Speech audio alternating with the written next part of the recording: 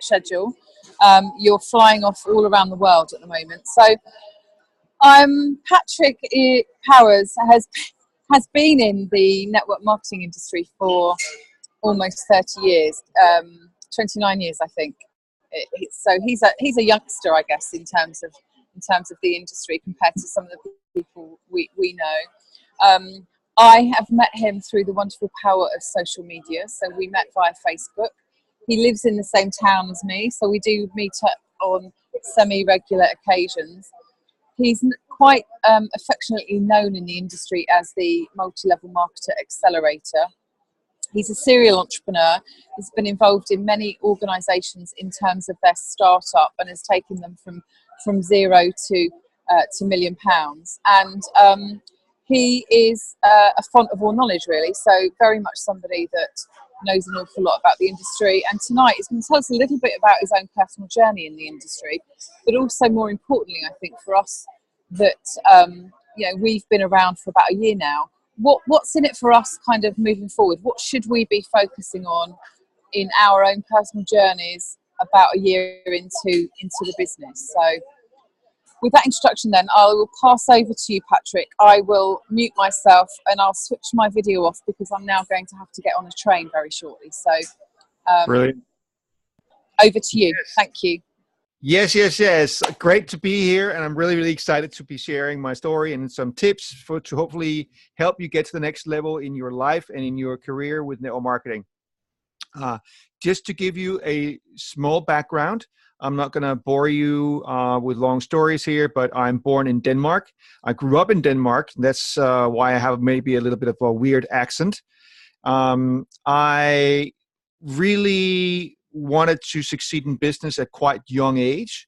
I don't know why I had this desire, because I had very, very little skills. I didn't have any background in my family, except my parents. They actually did run a business when I was a kid, which they were forced to sell by the government when I was 5 years old. The property that they had was expropriated, so we had to move. And my family, my father and my mother, just got normal jobs after that. And they strongly discouraged me from starting a business. You know, I was very young, and I was about 18, 17, maybe even, when I started telling them that I wanted to start a business. And they strongly discouraged me from doing it.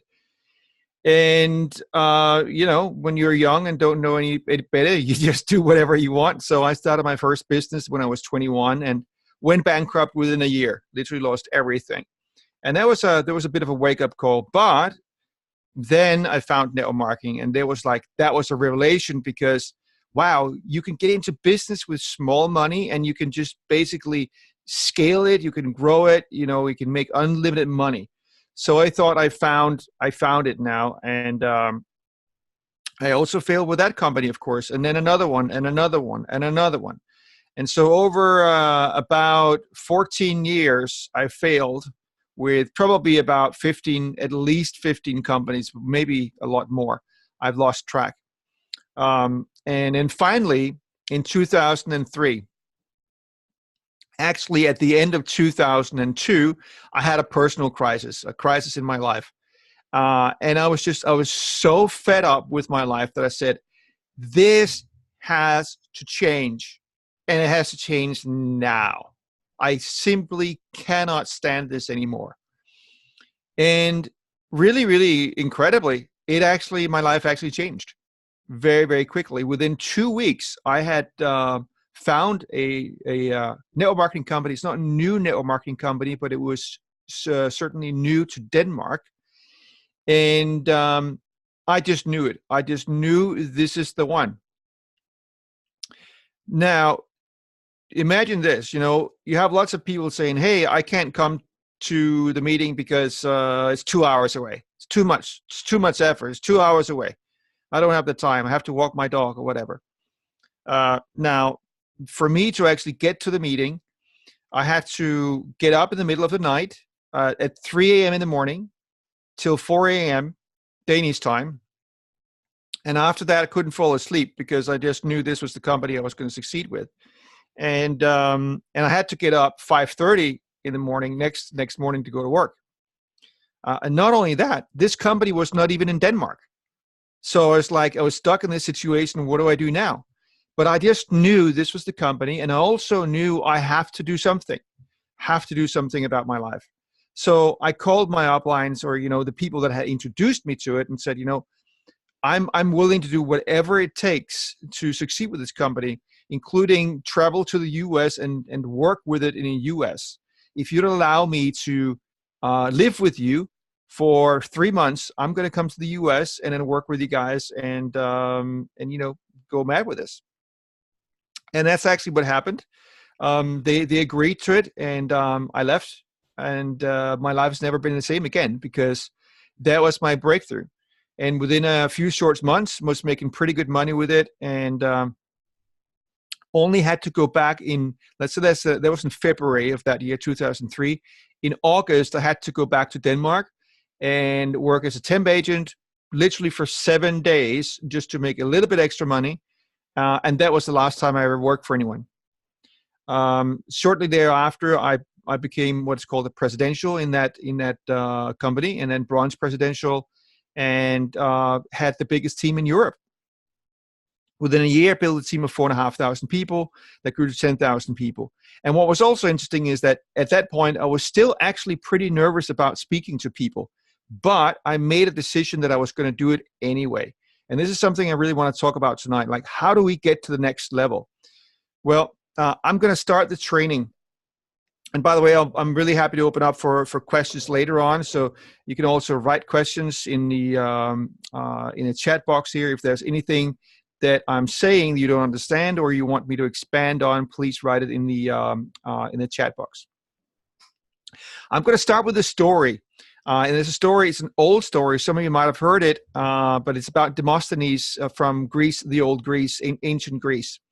And Demosthenes was born very frail and actually had almost like a speech impediment. And to make things worse, his father died at 7 years old. And he was left quite a lot of money, but the people that was his guardians actually stole that money, or most of it, most of the money that they were supposed to pay him for great educations. Now, he decided that he was not going to be a victim. He decided he was actually being inspired by one of the other orators of Greece. And he decided, for whatever reason, I don't know, but he decided he was going to be a great orator. Now, imagine that as somebody with a speech impediment say that they're going to be a great orator. But he started to practice being an orator in many different ways. He actually came up with many different training methods, including putting pebbles in his mouth while he was speaking. He was rehearsing whole full speeches and running up hills against the wind while he was doing his speeches, all these weird things. But he kept on going and kept on going. And then when he came of age to actually be a grown-up, he sued the people that had taken his money and continued to argue his own case. And Demosthenes became what was known as the greatest orator of the ancient Greece. Now, that's of course very inspiring, but there's a reason why I'm telling that story, and that's because I know that most of you, if not all of you, are not living up to your potential, and it's for very, very good reasons. And I can say that with complete confidence, that you're not living up to your potential, because I used to be there, and I'm not living up to my potential today either. I'm consistently expanding my potential, but I can tell you that if you want to get to the next level, you have to increase your, you have to basically raise your standards, and raise your standards with everything that you do. And one of the reasons why you still have problems in your life is because you're tolerating them. Now, I don't know if you heard about a guy called Ray Dalio, but he's a billionaire, and he's written a book called Principles. Now, in Principles, it's a very, very long book, and not one that I recommend for you to read now. There's many much better books for you to read. But in it, he describes his 5-step process for basically for developing success in any field.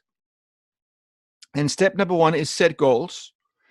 Step number 2 is identify the problems that stand in the way of those goals and not tolerate them. Okay. And this is the thing that I actually have held me back in my life. A few years back, I'm going to come back to that a little bit later. I actually had a huge crash, and things just start falling apart. I'm going to come back to that in a second. But when I read that, do not tolerate problems, I was like, oh my God, that is actually the reason why I actually still have problems in my life. I tolerate them, and I guarantee you, you do the same. You tolerate too much of problems in your life. You have to absolutely identify where you want to go, and then identify the problems that stand in the way, and do not tolerate them. Now, one of the things that I identified that stood in my way was lack of confidence. And I realized I have to solve that problem. It is just simply not acceptable for me to not live my dreams anymore. And I have to work on my confidence. So how can I become more confident? That became a quest for me. And I really found some incredible techniques how to manage your brain, manage the way you're thinking, and increase your self-confidence, increase your belief to the level where it's like you almost become unstoppable. It's just incredible. I'm telling you guys, you have so much more potential that you can possibly imagine. But I'm also telling you that you need to stop tolerating problems in your life. We've just come to like accept. It's like, yeah, it's okay. But by saying, yeah, it's okay that the situation is this way, you're also kind of accepting that you can't get any further. It's like problems supposed to be part of life. It's like we're saying, yeah, but everybody's got problems. Of course, everybody's got problems. And when you solve problems, by the way, you're going to get a new set of problems and a new set of problems and another one. But you're going to get much, much better problems as you solve the first ones. So I would say, if you lack prospecting skills, for example, don't accept that you're not good at prospecting. You need to understand how to attract the attention of the marketplace. You need to be not great, but at least somewhat okay at prospecting. Okay. You also need to have a positive outlook. If you don't have a positive outlook, don't accept that. Work on your mind. Work every single day in your mind. And the reason why I brought up Demosthenes is that, he was a person that didn't tolerate that problem, and he worked on it really, really, really hard. Now, I'm going to ask you to ask yourself and be honest about it. What are you actually doing on a daily basis to improve your prospecting skills? What are you doing on a daily basis to improve your leadership skills? What are you doing on a daily basis to improve your speaking skills? And finally, what are you doing on a daily basis to improve your attitude, your belief, your mindset? Because those are the 4 areas you need to develop.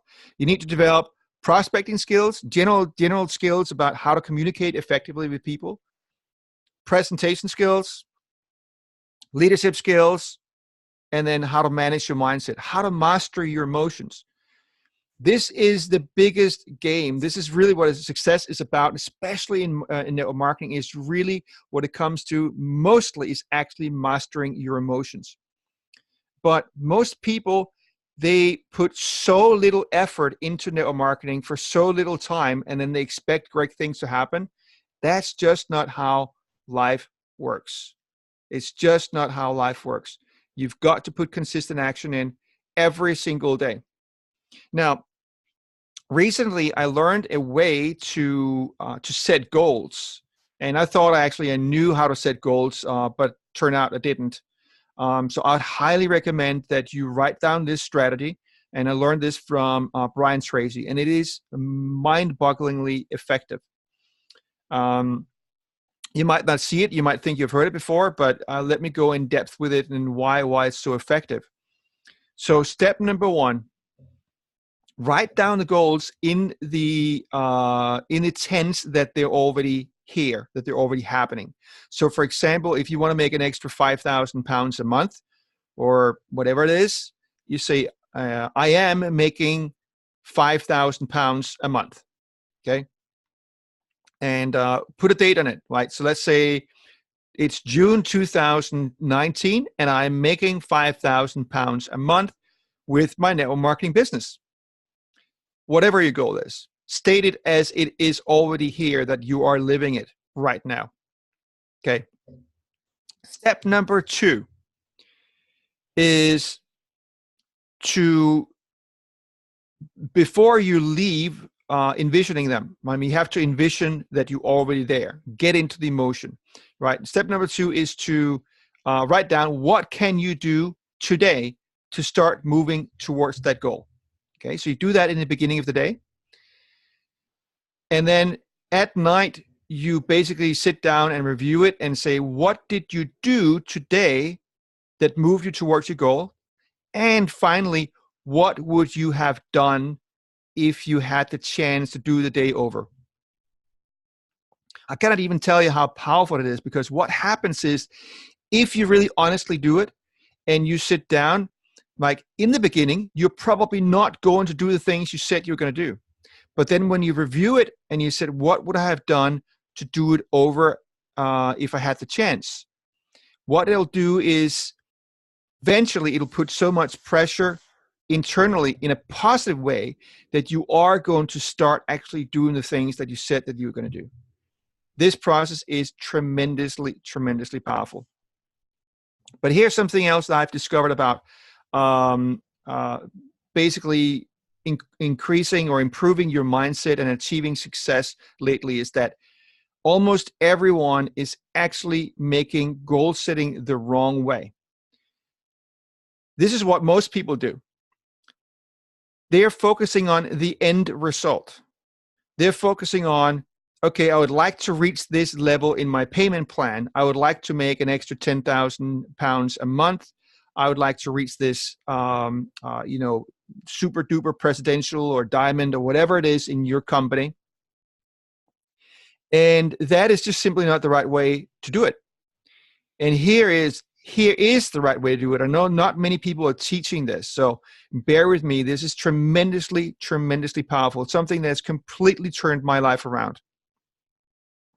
And before I describe this technique, I'm going to tell you my dark moments, which I had a few years ago. So what happened is, after a few years in my network marketing company, I became quite tired of doing the same pitches over and over again. So I decided that I was going to sell my position in that company.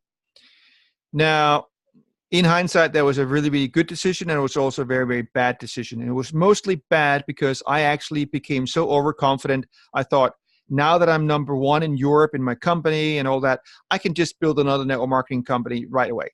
The purpose was that I wanted to become a generic trainer and coach, not just for network marketers, but also for small business owners in general.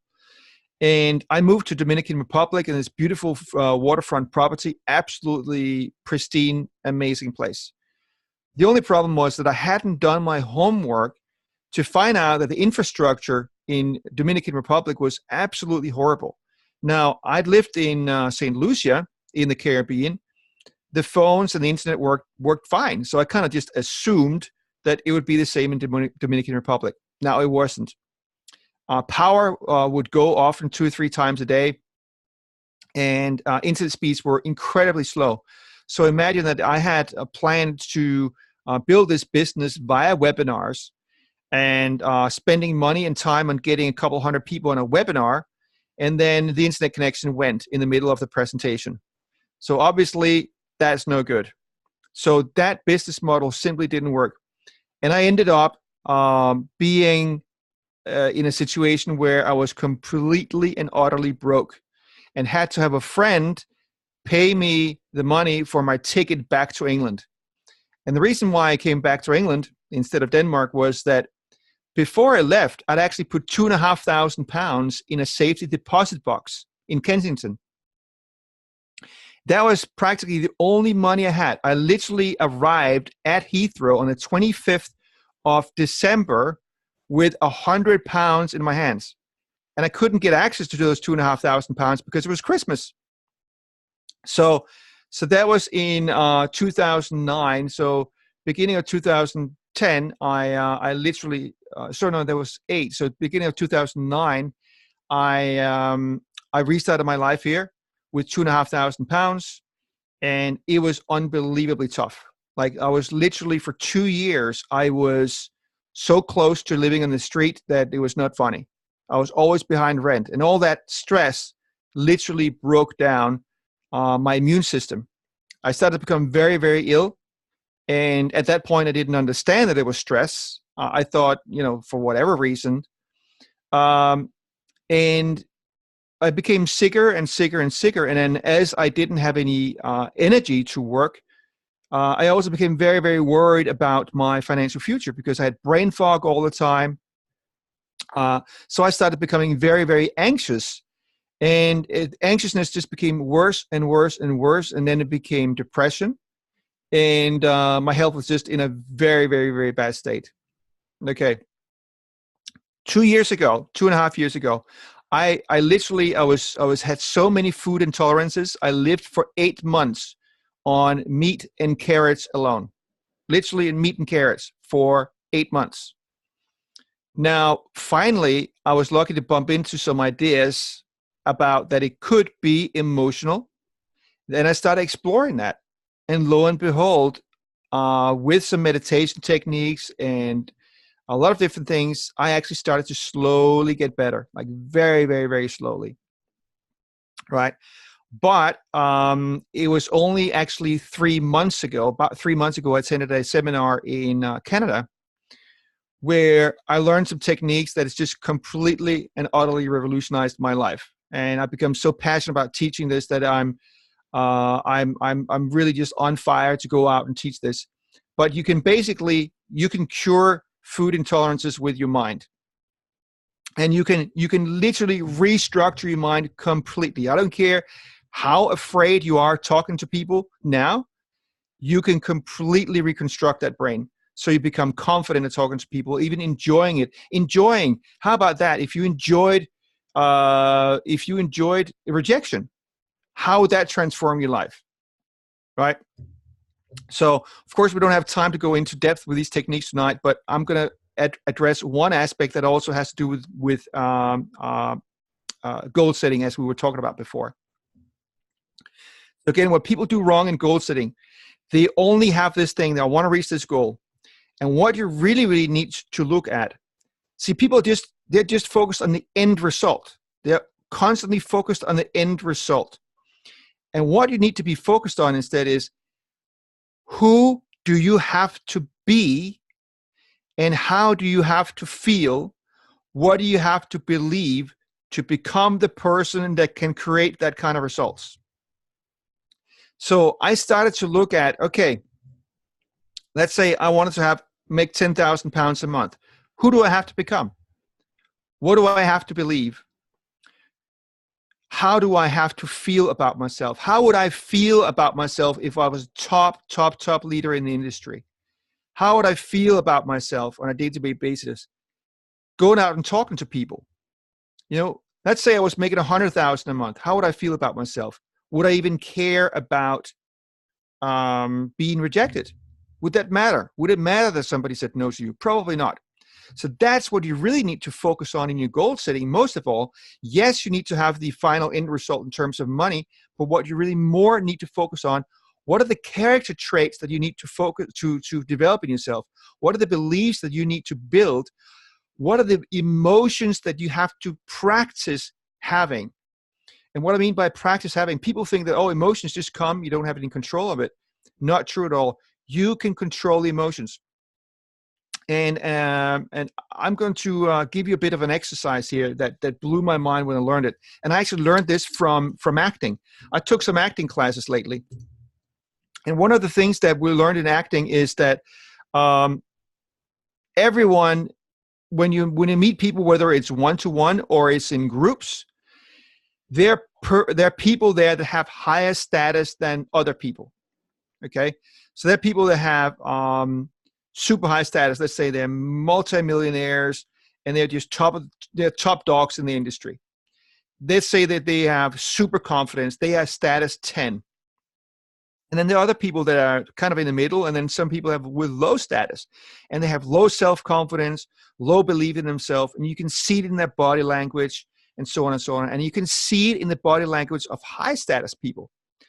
So what we learned is that we basically have an exercise to come in and do a scene as a status 10 or status 8, but we had to pick the number ourselves, what status we was, and then the rest of the group would have to guess what status we was from 1 to 10. And if the group guessed wrong, if they had the wrong number, we would have to come in and then basically adjust till they got the wrong number, till we exuded that number, till we represented that number. And so I went in as a 9 and 10 a couple of times because I really wanted to practice that. How did that feel? How does that actually feel to be that high status? And it felt so amazing that I decided, look, I'm going to act for the rest of the day that I'm a 10. And it has an amazing effect. I mean, it literally has an amazing effect. So imagine that you go into a business meeting, that you talk to a prospect where you are already imagining that you are the top leader. You are the one that can change their life. You are the one that is the leader for them already. How different do you think they're going to perceive you? You all know that body language and tonality is way more powerful and important than what we say. What we actually say is only 7% of the communication or the importance of a communication carried. The rest of it is body language and tonality, which will be picked up subconsciously. So if you practice these character traits, and this is the exercise I want you to do, sit down and do that analysis of what are the character traits of that person you want to become. How would they feel on a daily basis? What would they believe in themselves? What would they believe about themselves? And then start practicing those states. Acting, if you must. Practice stepping into those roles. And if you do it enough times, your brain will start to accept it and it becomes natural. In the beginning, it's almost like you're fighting against your own brain. You're fighting against your own programming. And as soon as you stop consciously thinking in the positive way, you shift back to how you normally was. But as you do it more and more and more, it'll start to become more and more natural. You will stay in those states more for longer and longer time naturally. And one day, bam, you'll have shifted into being in that state and of those beliefs by default, where you don't have to push and consciously think that way all the time. Right? So I can't even tell you how great an effect that's going to have on your life if you do that on a regular basis. It is mind-blowing. But, however, here's the thing. Most people, they think, oh, I've done this for a couple of weeks and it's not working. Okay? And they think it's not working. No, it's simply because you haven't done it enough. It takes time to reconstruct your brain. Now, over the last 10, 20 years, there's been a tremendous amount of research done on what is called brain plasticity. And it's been discovered that your brain has a far greater ability to change itself than previously thought by scientists. It is literally almost like unbelievable how we can change. I'll give an example. There has been people that was blind that has been taught to see. And get this, it's taught to see with the tongue.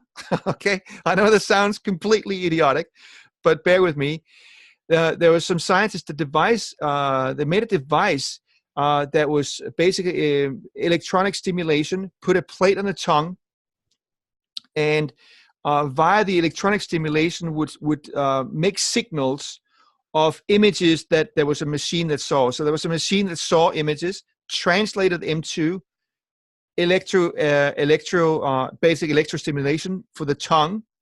And if people felt the image, or they felt the item that the machine saw while they while they felt the electrostimulation, after a while, not only were they able to understand what the machine was seeing, but, and here's the kicker, they could actually see it in their brain. They actually saw images in their brain from the electrostimulation.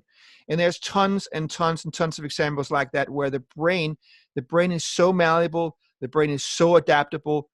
But here's the thing, it takes way more effort and it takes way longer time to reprogram these new patterns than most people think, or most people are willing to try. They try for 2 weeks, they try for a month, they try for 2 months, 3 months, 4 months, and then they quit. Well, guess what? It might take you 6 months to a year of consistent reprogramming, but then suddenly the brain will just click into place and this becomes natural. So what I want to say to you guys is, do not quit. Simply do not quit.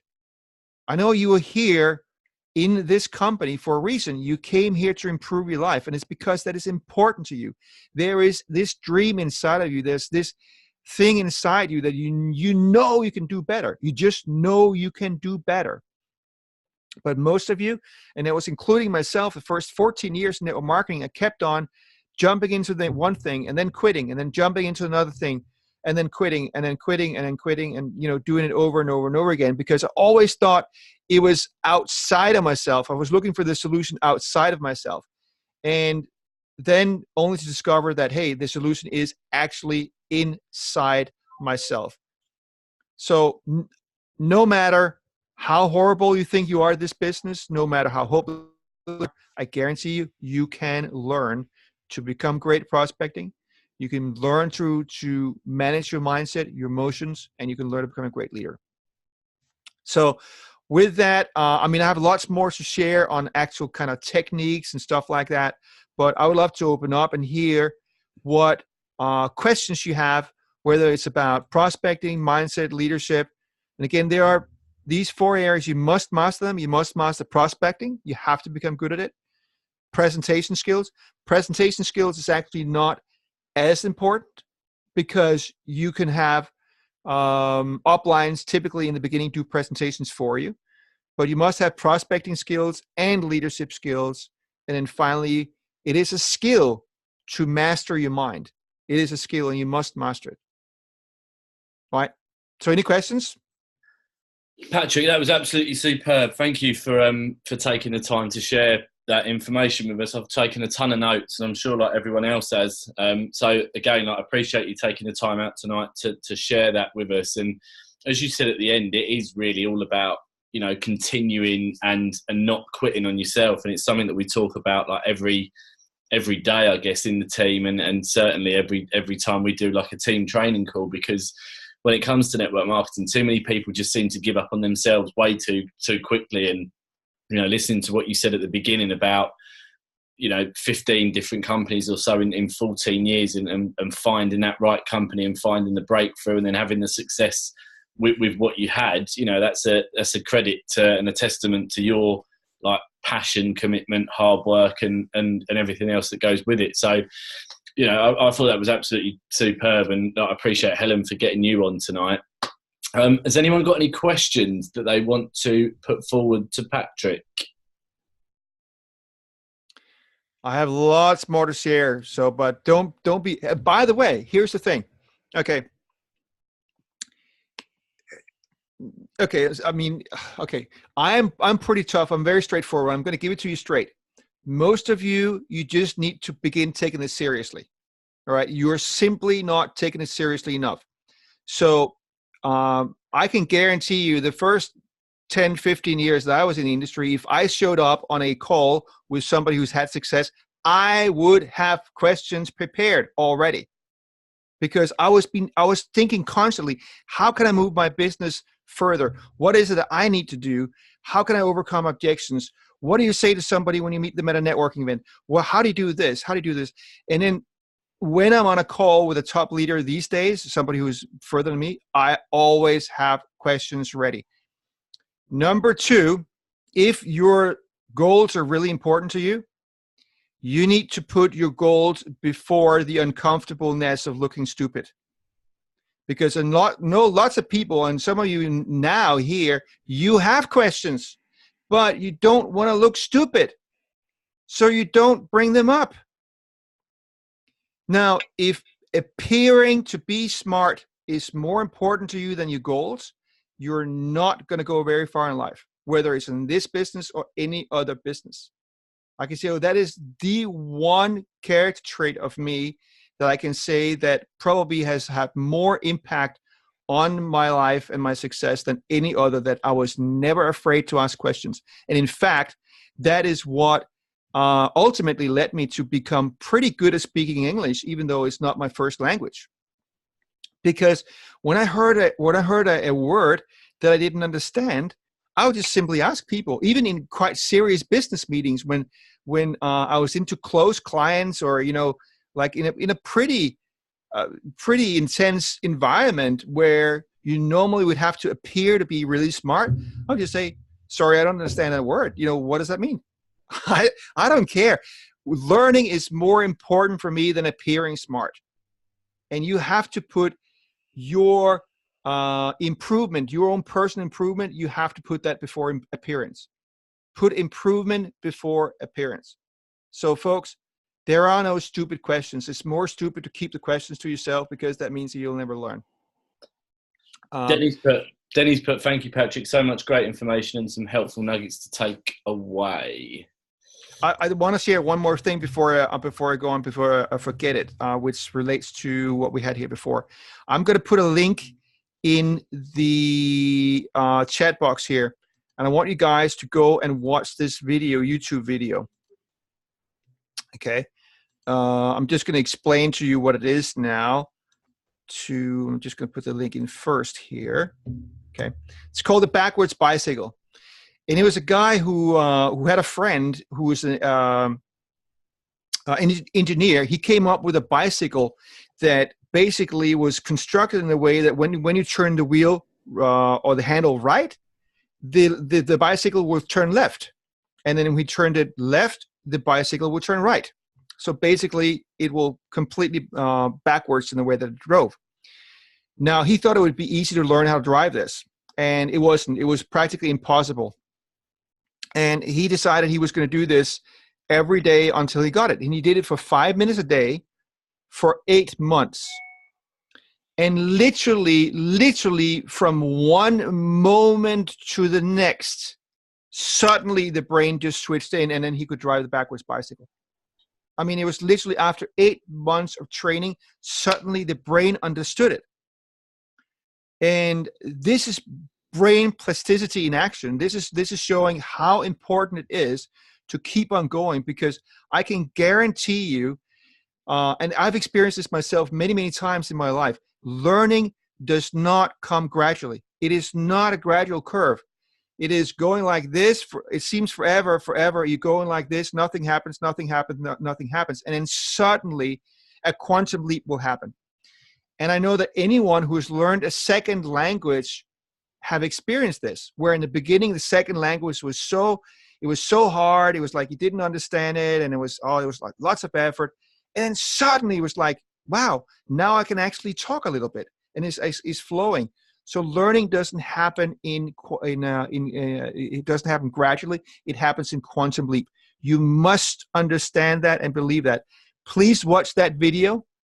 Is really pretty amazing. And by the way, after he then can ride this backwards bicycle, he cannot even ride a normal bike anymore, right? It takes him training to get back to riding the bike the normal way. So that's just to prove how powerful the brain is, but it also takes training to get there. So, questions? Has anyone got any questions? Yeah, I do. Go for it, Greg. It's a question. It's more a comment of something that you've said tonight, or two things you said. One, I said it many years ago, and it was like, what have you done today to help your tomorrow? And you said that, so it was nice to hear something that ticks around in my head. And secondly, as well, about making a list. Even my wife today had a set amount of things to do today, And then she made a list, and it was her determination that before the school run, everything she wanted to do, she would have ticked off. Now, she did a whole lot more because she didn't want to do those things beforehand, but making a list, setting a goal, even small ones, is the way to go. So it was good to hear. Thank you very much. Beautiful. Yeah, absolutely. And I'm glad you said the small ones, because that reminds me that most people set way too big goals. And it's great to have a big goal that inspires you. How big should your goals be? Doesn't really matter, as long as they inspire you and that you can believe in them, right? But then you must set small daily goals and celebrate them. Make sure that you write them down, have a journal so that you can remind yourself that you actually have improved, because we tend to forget that over time. What is very, very important, and this is something that is one of the reasons that I never really achieved my potential until relatively recently, right? And even though I had been fairly successful in network marketing, I just felt that I've only scratched the surface of my potential, but I just didn't understand how to get further. And you might understand this and say, well, that's obvious, Patrick, but I didn't. And I guarantee you, if I didn't understand it, there are other people that don't understand it. And that comes to, is about the subject of visualization. Now, what is super important about visualization is that you don't just visualize your goals. You must feel them. I call it emotionalization. Visualizing your goals is not enough. You must step into a feeling how it is to be in that goal, because that's how you reprogram your subconscious. And that's why we can often have a conflict where we actually say to ourselves, yes, I believe it, but you actually don't feel it. I had that for years. It's like, yeah, I want to get to this level, and I'm constantly saying to myself, I can do this, but I didn't feel it, right? There was something inside of me that said, well, I don't really believe it. And it's so important that you emotionalize your visualization, that you step into the emotion and then train your body and your whole being to be in that emotion. That's what will reprogram you for success. Any other questions? Otherwise, I'm going to continue. We have an hour, right? Normally about 45 minutes we do training calls for. Okay, cool. Yeah. So has anyone got anything else they want to add? Quiet bunch tonight. Okay. Let me just end with one thing, though, unless you have something, Paul. No, you go for it, Patrick. All right. In terms of prospecting, people go way too fast in terms of, okay, so that's basically two types of people you can talk to, right? Strangers and friends. You will run out of friends to talk to, so you must develop the skills to go out and talk to strangers, or develop new relationships to become friends that you can talk to, right? And in terms of talking to strangers, or going to networking events, talking to strangers, people are simply focusing way too quickly on bringing their business up. You should not be focusing on selling your business at all at that point when you meet a stranger. The only thing you should be focusing on is creating trust. In other words, selling yourself, selling the relationship instead of selling your business, selling the relationship. Why are you an interesting person, right? Why would they want to connect with you? And how to do that very effectively, I mean, there are so many ways to do it, but really quickly, is you focus on making them feeling important. Focus on listening to them like they're the most important person in the world and making them feel important. Forget about yourself. Really, truly forget about yourself. Be interested in them, and relationships and trust will just flow naturally, and they will naturally be interested in what you have. Network marketers have become known as being too pushy and so on. And it's because they just simply do push too hard initially, right? Forget about yourself. Focus on making them feel good. Read How to Win Friends and Influence People. That's the Bible of how to create relationships. Yay. Way to go. Amazing book. So that's what I have for tonight. I really thank you for being here. Patrick, once again, thank you for taking the time to join us this evening. Some great information there. I will get this recording up into the group straight afterwards. I'll get Helen to send you a copy if you want one, Patrick, as well. But that is it for tonight's team training call, ladies and gents. Tomorrow night, we're back at 8:30 with Anne for the final week of the Sprint to Success. Wednesday night, we've got the opportunity call. And then obviously this weekend, we've got events happening in Oxford on Saturday and Manchester on Sunday. So I will be at both. So hopefully see some of you there, either or. But appreciate everyone jumping on again. I'll get this up. And Patrick, thank you again for taking the time to join us this evening. Cheers, guys. Enjoy the rest of your evening, and I'll see you again soon. Good night. Night, everyone. Thank you. Thanks, Patrick.